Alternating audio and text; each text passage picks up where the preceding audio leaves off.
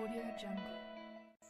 तो आज हम अंतर्मापन पद्धति और उसके परिमाणों के बारे में जानेंगे। हम कहते हैं कि एक गांव दूसरे गांव से नज़दीक है या दूरी पे है, तो ये हम किस आधार पे कहते हैं? तो इसके लिए हमें अंतर्मापन की ज़रूरत होती है। अंतर्मापन के लिए हमारे पास अलग अलग साधन उपलब्ध होते हैं, जैसे कि ये मीटर टेप, ये रस्सी और ये 30 सेंटीमीटर पैमाना। अब हम इन्हें अलग अलग अंतर मापने के लिए इस्तेमाल कर सकते हैं। जैसा कि आप देख सकते हैं, ये बक्सा। अब मैं इस बक्से को ये 30 सेंटीमीटर पैमाने के साथ मापन करूँगा। अब आप देख सकते हैं, इसकी लंबाई 23 सेंटीमीटर है और इसकी चौड़ाई 15 सेंटीमीटर है। अब हम इस रस्सी के द्वारा इस ढक्कन का घेरा माप सकते हैं। इसके लिए हम इस रस्सी को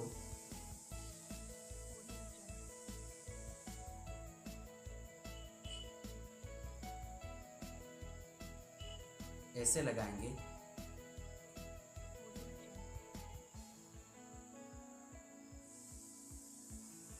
और इसके बाद हम इस रस्सी को इस पैमाने पे नाप सकते हैं।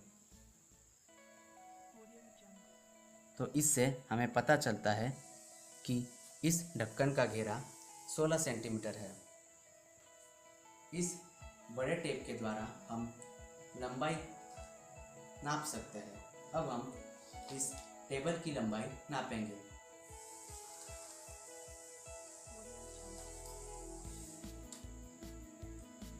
अब आप देख सकते हैं कि इस टेप पे सेंटीमीटर और फुट में परिमाण दिए हुए हैं। ये टेबल 3 फुट का है। तो हमने देखा कि इस बक्से की लंबाई इस टेबल की लंबाई से कम है। वस्तुओं की लंबाई अलग अलग हो सकती है, तो हमें अलग अलग परिमाणों का इस्तेमाल करना पड़ता है। सबसे छोटा परिमाण मिलीमीटर होता है, उसके बाद सेंटीमीटर, फिर मीटर और सबसे बड़ा परिमाण किलोमीटर होता है। किसी भी मापन पद्धति के 2 परिणाम होते हैं, जैसा कि अब हम देखते हैं। इस बक्से की लंबाई 23 सेंटीमीटर है, जिसमें से 23 ये संख्या है और सेंटीमीटर ये इसका मात्रक है। हम एक परिमाण को दूसरे परिमाण में रूपांतरित कर सकते हैं। इस टेप के ऊपर आप देख सकते हैं, ये 30 सेंटीमीटर। आप इसके ऊपर देख सकते हैं, ये 30 सेंटीमीटर है और फुट में ये 1 फुट होता है।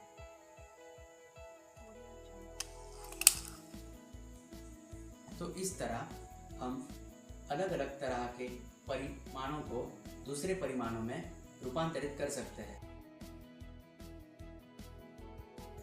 तो आज के प्रयोग में हमने ये सीखा कि अंतर्मापन करने की अलग अलग पद्धति क्या होती है और उसके परिमाण क्या होते हैं।